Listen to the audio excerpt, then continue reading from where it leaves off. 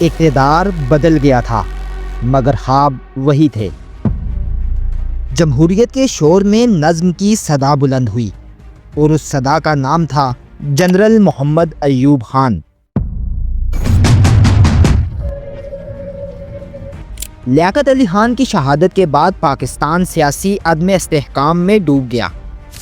ہر سال ایک نئی حکومت، ایک نیا وزیر اعظم اور بڑھتی ہوئی بے یقینی۔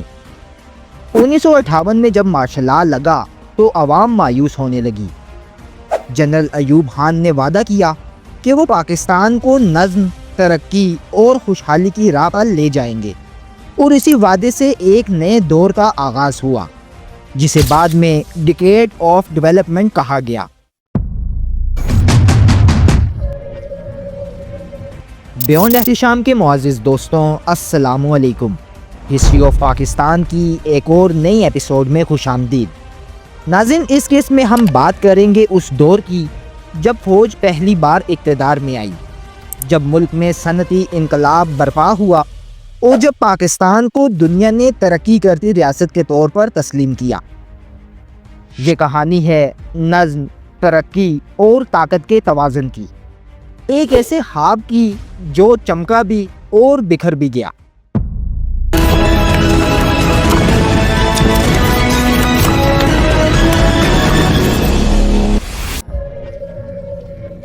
ایوب خان نے اقتدار سنبھالا تو ملک سیاسی بحرانوں سے تھک چکا تھا۔ انہوں نے نظام کو بدلنے کا وعدہ کیا۔ سب سے پہلے 1959 میں بیسک ڈیموکریسیز سسٹم متعارف کروایا، ایک ایسا مقامی نظام جہاں عوام اپنے نمائندے خود چنتے تھے۔ یہ نظام عوامی شمولیت کا تاثر دیتا تھا، جس کے تحت گاؤں، قصبوں اور شہروں میں مقامی نمائندے منتخب کیے گئے۔ یہ نمائندے ترقیاتی کاموں کی نگرانی کرتے تھے۔ اس نظام سے کچھ حد تک استحکام آیا، مگر اصل اقتدار پھر بھی مرکز میں رہا۔ اسی دوران انہوں نے زرعی اصلاحات نافذ کیں۔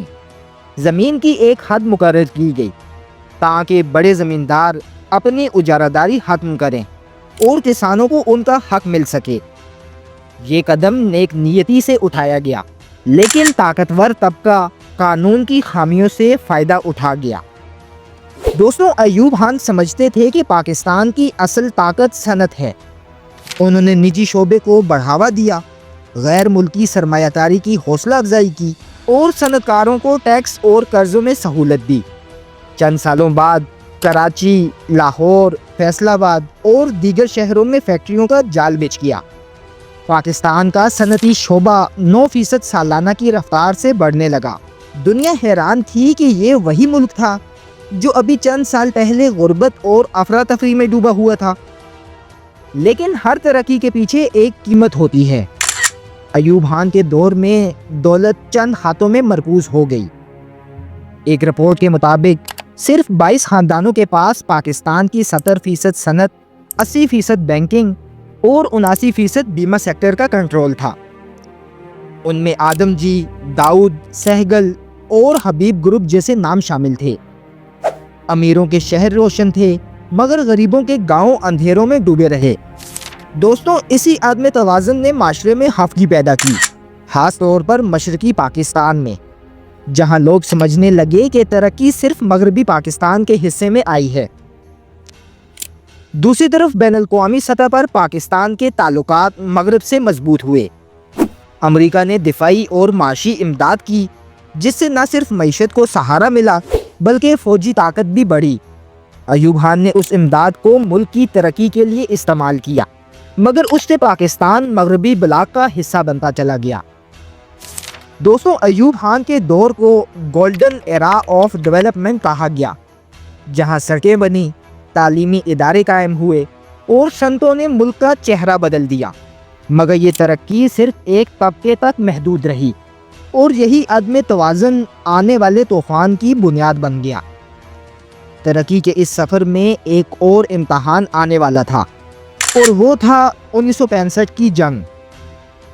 ناظرین، یہ تھی کہانی نظم و ترقی کی، ایک ایسے رہنما کی جو ملک کو آگے لے گیا، مگر شاید کچھ پیچھے بھی چھوٹ گیا تھا۔ اگلی قسط میں ہم دیکھیں گے کہ کیسے ایوب خان کے گولڈن ایرا کے ساتھ ہی پاکستان اور بھارت کے درمیان ایک نئی جنگ چھڑ گئی، ایک ایسی جنگ جس نے قوم کو متحد بھی کیا اور بہت سی خوابوں کو توڑ بھی دیا۔ دوستوں، امید ہے آپ کو ہماری آج کی ویڈیو پسند آئی ہوگی۔ ویڈیو پسند آنے کی صورت میں ویڈیو کو لائک اور چینل کو سبسکرائب لازمی کریں اور بیل آئیکن بھی دبا دیجیے گا تاکہ اگلی قسط سب سے پہلے آپ تک پہنچ سکے۔ پاکستان کی تاریخ کے مزید راز جاننے کے لیے ہمارے ساتھ جڑے رہیں۔ ملتے ہیں انشاءاللہ اگلی ویڈیو میں۔ تب تک کے لیے اپنا اور اپنے پیاروں کا خیال رکھیں اور دعاؤں میں یاد رکھیے گا۔ اللہ حافظ، فی امان اللہ۔